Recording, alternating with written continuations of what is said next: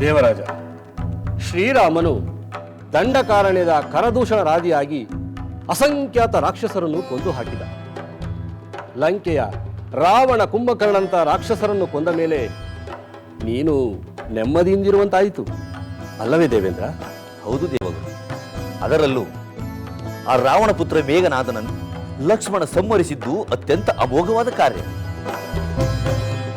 ಇದರಿಂದ ನಿನಗೆ ಸಂತೋಷವಾಗಿರುವುದು ಸಹಜವೇ. ಏಕೆಂದರೆ ಅವನು ನಿನ್ನನ್ನೇ ಸೋಲಿಸಿ ಇಂದ್ರಜಿತು ಎಂದು ಹೆಸರು ಪಡೆದಿದ್ದನಲ್ಲವೇ? ಹೌದು ಗುರುದೇವ. ಆ ಅಪಮಾನವನ್ನು ಶ್ರೀರಾಮನ ಕೃಪೆಯಿಂದ ಪರಿಹರಿಸಿಕೊಂಡಂತಾಯಿತು. ಇದಕ್ಕಾಗಿ ನಾನು ಶ್ರೀರಾಮನಿಗೆ ಯಾವಾಗಲೂ ಕೃತಜ್ಞನಾಗಿರಬೇಕು.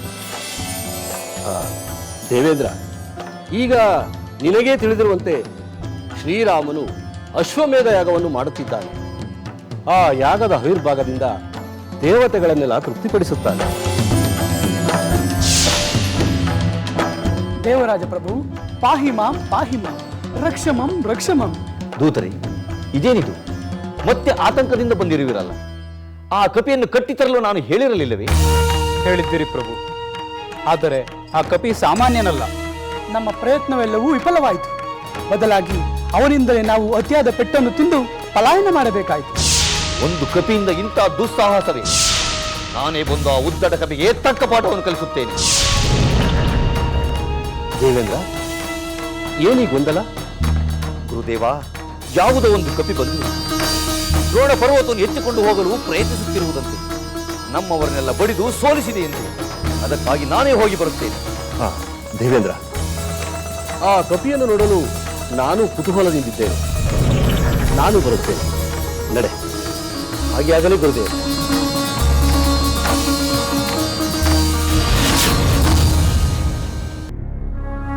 ಪ್ರಣಾಮಗಳು ಸಹೋದರ. ಬಾ ಲಕ್ಷ್ಮಣ, ನಾನು ನಿನಗಾಗಿ ನಿರೀಕ್ಷಿಸುತ್ತಿದ್ದೆ. ನಮ್ಮ ಕಡೆಯವರು ಮತ್ತು ದೇವಪುರದ ರಾಜ ವೀರಮಣಿಯ ನಡುವಿನ ಯುದ್ಧದ ವಾರ್ತೆಯನ್ನು ತಿಳಿಸಲೆಂದೇ ಬಂದೆ ಸಹೋದರ. ಏನಾಯ್ತು ಲಕ್ಷ್ಮಣ? ನಮ್ಮ ಪುಷ್ಕರನಿಗೆ ಮರಳಿ ಜೀವ ಬಂತೆ? ಅದಕ್ಕೆಂದೇ ಹನುಮಂತ ಔಷಧಿ ಲತೆಗಳಿರುವ ದ್ರೋಣ ಪರ್ವತವನ್ನು ತರಲೆಂದು ಹೋಗಿರುವನು. ಹೌದೇನು? ನಮ್ಮ ಹನುಮಂತ ಹೋದರೆ ಕಾರ್ಯ ಸಾಧನೆ ಮಾಡದೆ ಹಿಂದಿರುಗಿ ಬರುವುದಿಲ್ಲ. ಆ ಭರವಸೆ ನನಗಿದೆ. ಸಹೋದರ, ನಮ್ಮ ಸಹೋದರ ಶತ್ರುಘ್ನ ಕೂಡ ಮೂರ್ಛೆ ಹೋಗಿರುವನಂತೆ. ಏನೋ? ಆ ವೀರಮಣಿ ನನ್ನ ಸೋದರ ಶತ್ರುಘ್ನನ್ನೇ ಮೂರ್ಛೆಗೊಳಿಸುವಷ್ಟು ಪರಾಕ್ರಮಿ. ವೀರಮಣಿಯನ್ನು ಪುಷ್ಕರನೇ ಮೂರ್ಛೆಗೊಳಿಸಿದನಂತೆ.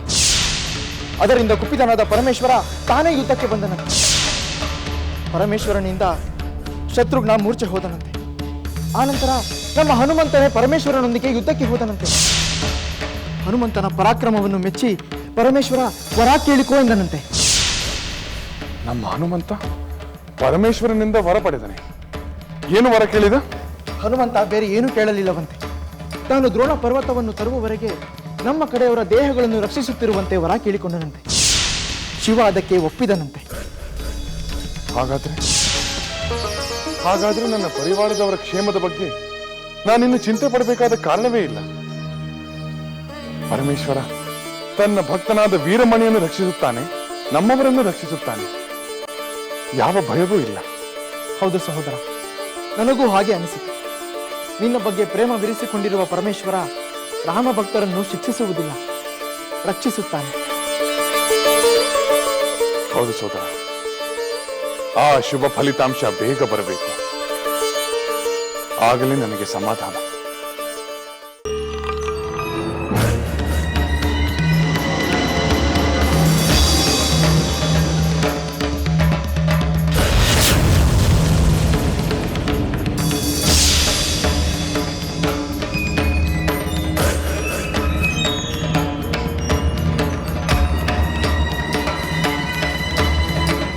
ಪ್ರಭು, ನೋಡಿ, ಆ ಮಹಾಕಪಿಯ ನಮಗೆ ಪೆಟ್ಟು ಕೊಟ್ಟದ್ದು. ಹೌದು, ಅದು ಸಾಮಾನ್ಯ ಕಪಿ ಅಂತ ಕಾಣುತ್ತಿಲ್ಲ. ಎಲ್ಲೋ ನೋಡಿದಂತಿದೆಯಲ್ಲ. ಯಾವ ಕಪಿ? ದೇವತೆಗಳನ್ನೆಲ್ಲ ಸೋಲಿಸಿ ದ್ರೋಣ ಪರ್ವತವನ್ನು ಕೊಂಡೊಯ್ಯುವ ಸಾಹಸ ಏತಕ್ಕಾಗಿ? ದೇವೇಂದ್ರ, ಇದು ಯಾವ ಕಪಿ ಎಂದುಕೊಂಡೆ? ಇವನು ಬೇರೆ ಯಾರೂ ಅಲ್ಲ. ರಾವಣ ಕುಂಭಕರ್ಣಂತ ರಾಕ್ಷಸರನ್ನು ನಾಶ ಮಾಡಿದ ಮಹಾ ಸಂಗ್ರಾಮದಲ್ಲಿ ಶ್ರೀರಾಮನ ಜೊತೆಗಿದ್ದ ಮಹಾಬಲ ಹನುಮಂತ ಇವನು. ಹೌದು ಹೌದು, ಈಗ ನೆನಪಾಯಿತು. ಇವನೇ ಆ ರಾಮಭಕ್ತ ಅಂಜನಾಸುತ ಆಂಜನೇಯ. ಹೌದು ದೇವೇಂದ್ರ, ಲಂಕಾ ದಹನ ಮಾಡಿದ ಮಹಾಸತ್ವನಾದ ವೀರ ಹನುಮಂತ ಇವನೇ. ಈಗ ಶ್ರೀರಾಮನ ಅಶ್ವಮೇಧ ಯಾಗದ ಕುದುರೆ ರಕ್ಷಣೆಗೆ ಶತ್ರುಘ್ನನೊಡನೆ ಇಲ್ಲಿಗೆ ಬಂದಿದ್ದಾನೆ. ಈಗ ಶಿವಭಕ್ತ ವೀರಮಣಿಗೂ ರಾಮಸೇನೆಗೂ ಯುದ್ಧ ನಡೆದಿದೆ. ಗುರುದೇವ, ವೀರಮಣಿ ಶಿವಭಕ್ತನಾದರೂ ಶ್ರೀರಾಮನ ಅಭಿಮಾನಿಯಲ್ಲವೇ? ಹೌದು ದೇವೇಂದ್ರ, ಅದರ ಅರಿವಿಲ್ಲದೆ ಅವನ ಪುತ್ರ ರುಕ್ಮಾಂಗದ ಶ್ರೀರಾಮ ಯಾಗದ ಕುದುರೆಯನ್ನು ಕಟ್ಟಿ ಹಾಕಿದ್ದಾನೆ. ಬಿಟ್ಟರೆ ಅಪಮಾನವಾಗುವುದೆಂದು ವೀರಮಣಿ ಶಿವನ ಮೊರೆ ಹೋದ. ಶಿವ ರಕ್ಷಣೆಯ ಭರವಸೆಯನ್ನು ನೀಡಿದ. ಅಂದರೆ ಹನುಮಂತ ಆ ಯುದ್ಧದಲ್ಲಿ ಭಾಗಿಯಾಗಿ ಅದೇ ಕಾರಣದಿಂದ ಇಲ್ಲಿಗೆ ಬಂದಿರುವನಲ್ಲವೇ? ಹೌದು ದೇವೇಂದ್ರ, ಶಿವನಿಂದ ಹತರಾದ ಗಾಯಗೊಂಡ ವೀರರನ್ನು ಬದುಕಿಸಲು ಔಷಧಿ ಲತೆಗಳುಳ್ಳ ಈ ದ್ರೋಣ ಪರ್ವತವನ್ನು ತೆಗೆದುಕೊಂಡು ಹೋಗಲು ಹನುಮಂತ ಇಲ್ಲಿಗೆ ಬಂದಿದ್ದಾನೆ. ದೇವೇಂದ್ರ, ನೀನು 100 ವರ್ಷಗಳ ಕಾಲ ಹೋರಾಡಿದರೂ ಹನುಮಂತನನ್ನು ಜಯಿಸಲಾರೆ. ನೀನೇ ಔಷಧಿ ಲತೆಗಳನ್ನು ಅವನಿಗೆ ಕೊಟ್ಟು ಕಳುಹಿಸು. ಹಾಗೆ ಆಗಲಿ ಗುರುದೇವ. ನಡೆಯಿರಿ, ಹನುಮಂತನ ಬಳಿಗೆ ಹೋಗೋಣ. ಆಗಲಿ.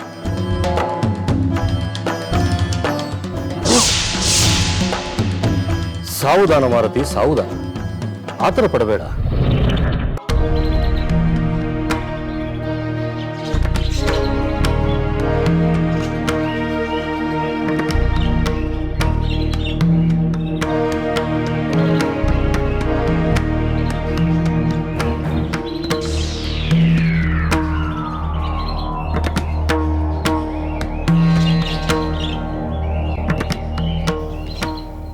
ಇದೇನಿದು?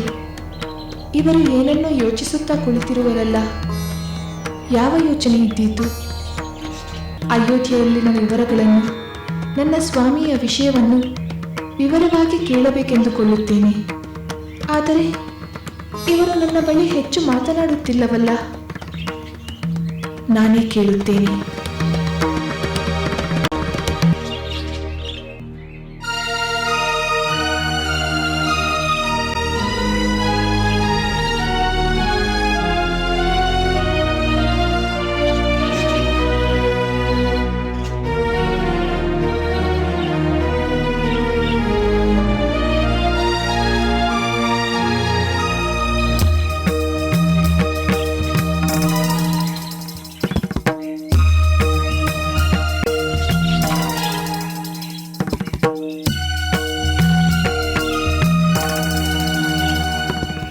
ಮಕ್ಕಳೇ, ಇಲ್ಲೇನು ಮಾಡುತ್ತಿರುವಿರಿ?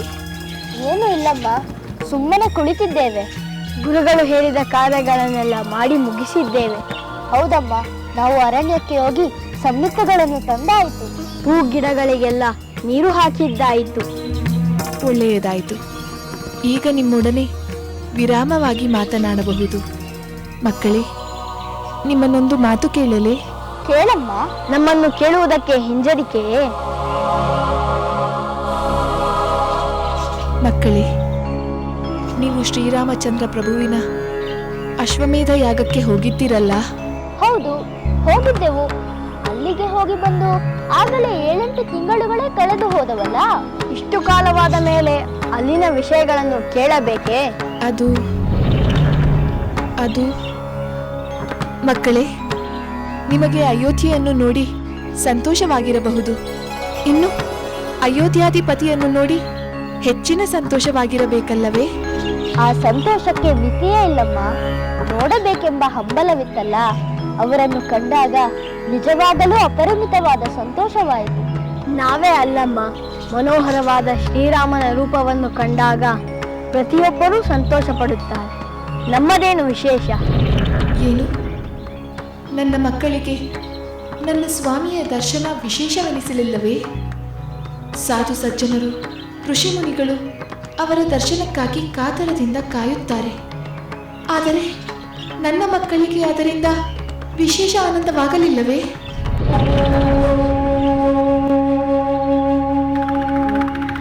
ಅಮ್ಮ, ಏಕೆ ಸುಮ್ಮನಾದೆ? ಏನೋ ಕೇಳುತ್ತೇನೆ ಎಂದು ಒಂದೇ ಮಾತಿಗೆ ಸುಮ್ಮನಾದೆಯಲ್ಲ? ಅಮ್ಮ, ಅಯೋಧ್ಯೆಯಲ್ಲಿ ದಾರಿಯಲ್ಲಿ ಯಜ್ಞ ಮಂಟಪದಲ್ಲಿ ಪ್ರಜೆಗಳು, ಮುನಿಜನರು, ರಾಜ ಪರಿವಾರದವರು, ಕಡೆಗೆ ರಾಮ ಲಕ್ಷ್ಮಣ ಭರತರೂ ಕೂಡ ನಮ್ಮ ಗಾಯನವನ್ನು ಕೇಳಿ ಸಂತೋಷಪಟ್ಟರು. ಆ ವಿಷಯವನ್ನು ನಿನಗೆ ಮೊದಲೇ ಹೇಳಿದ್ದೆವಲ್ಲ. ಹೌದು ಮಕ್ಕಳೇ, ನೀವು ಮೊದಲೇ ಹೇಳಿದ್ದೀರಿ, ನಾನೇ ಮರೆತು ಬಿಟ್ಟಿದ್ದೆ.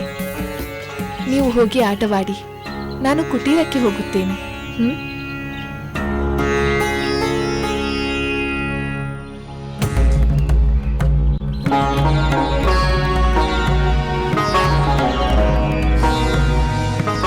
ಸೋದರ, ನಮ್ಮ ಮಾತೆ ಏನೋ ವಿಶೇಷವಾದ ವಿಚಾರ ತಿಳಿಯಲು ಬಂದಿದ್ದರೆಂದು ಕಾಣುತ್ತದೆ. ನಿಜ ಸೋದರ, ನನಗೂ ಹಾಗೆ ಅನಿಸಿತು. ಏಕೆಂದರೆ ಶ್ರೀರಾಮನ ಮೇಲೆ ಅಮ್ಮನಿಗೆ ಅಪಾರವಾದ ಭಕ್ತಿ ಇದೆ. ಆದರೆ ನಮಗೆ ಬೇಸರವಾದ ವಿಷಯವನ್ನು ಅಮ್ಮನ ಬಳಿ ಹೇಗೆ ಹೇಳುವುದು? ಬೇಡ ಸೋದರ, ನಮಗೆ ಬೇಸರವಾದಂತೆ ಅಮ್ಮನಿಗೂ ಬೇಸರ ಮಾಡುವುದು ಬೇಡ. ಹೌದು, ಗುರುಗಳು ಕೂಡ ಹಾಗೆ ಹೇಳಿದ್ದಾರೆ. ಆ ವಿಷಯವನ್ನು ಹೇಳುವುದು ಬೇಡ. ನಡಿ ಸೋದರ, ಆಟ ಆಡೋಣ. ಶ್ರೀರಾಮ ಭಕ್ತ ಹನುಮಂತನಿಗೆ ನಮೋ ನಮೋ. ದೇವಗುರುವಿಗೆ ಮತ್ತು ದೇವರಾಜನಿಗೆ ಪ್ರಣಾಮಗಳು. ದಯಮಾಡಿ ಸಮಯವಿಲ್ಲ, ರಾಮ ಕಾರ್ಯದ ಮೇಲೆ ಬಂದಿದ್ದೇನೆ.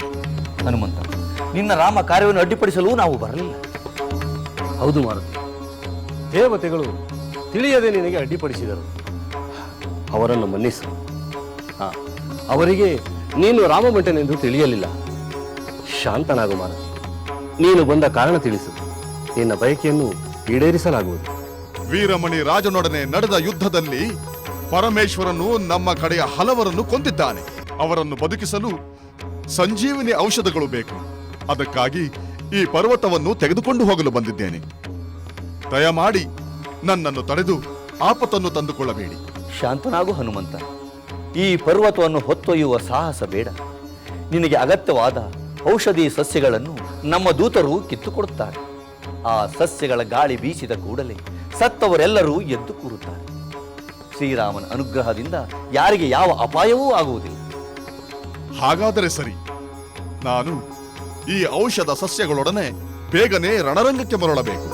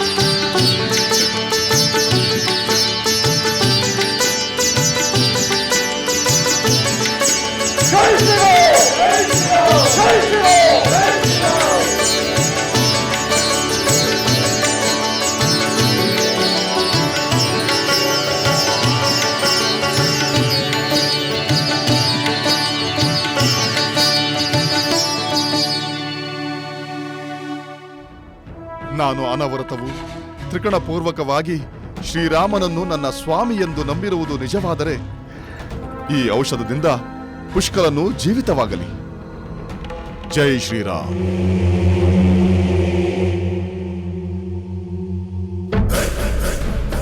ಜೈ ಶ್ರೀರಾಮ್.